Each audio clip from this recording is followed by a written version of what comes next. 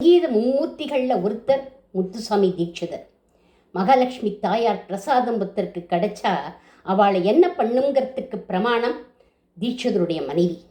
ஒரு தடவை தீட்சிதர் கிட்ட இவரோட மனைவி சொல்கிறார், நான் உங்களை கல்யாணம் பண்ணிட்டு என்ன சௌக்கியத்தை கண்டேன், உங்களை அம்பாள் உபாசகர்னு லோகமே கொண்டாடுறது, ஆனால் எனக்கு போட்டுக்க ஒரு நல்ல ஆபரணம் இல்லையே அப்படின்னா.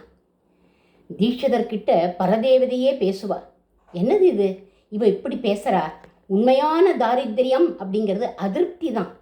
வாமன பகவான் கூட சொல்கிறான், 3 அடி மண் கொடுத்து ஒருத்தனுக்கு திருப்தி இல்லை அப்படின்னா 3 லோகத்தை கொடுத்தா கூட திருப்தி இருக்காது. திருப்திங்கிறது வஸ்துவில் இல்லை, நம்மக்கிட்ட தான் இருக்குங்கிறார். நீங்காத செல்வம் எதுன்னா திருப்தி அடையிறது தான். மகாலட்சுமி அங்கே தான் நித்தியவாசம் பண்ணுறாளாம், நித்யஸ்ரீ நித்திய மங்களம்னு. தீட்சிதர் அம்பாள் கிட்ட பேசுகிறார், அல்ப ஆசை இவளை பிடிச்சு ஆட்டுறதேம்மா, நீ பூரணமாக இவளுக்கு கிருப்பை பண்ண வேண்டாமா அப்படின்னு ஒரு கிருத்தி பாடுறார். ஹிரண்மயீம் லக்ஷ்மி சதா பஜாமி அப்படிங்கிற கீர்த்தனம். அந்த கிருதியை பாடின அன்னைக்கு ராத்திரியே மகாலட்சுமி தாயார் சர்வாலங்கார பூஷிதியா தீட்சிதரோட மனைவிக்கு தரிசனம் கொடுத்து, அம்மா உனக்கு இதில் எந்த ஆபரணம் வேணும் கேளு தரே அப்படின்னா.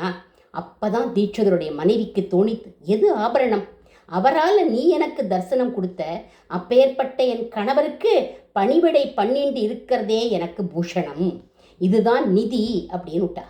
தாயார் கடாட்சம் எப்படி சொல்ல வச்சது பார்த்தேடா. கனகதாரா சோஸ்திரத்தில் ஆதிசங்கரர், உன்னுடைய கருணை பார்வையை என் மேலே கொட்டி சம்சார துக்கத்தை நீக்குமா அப்படின்னு பாடுறார். அவர் தத்யாதயானுபவனோ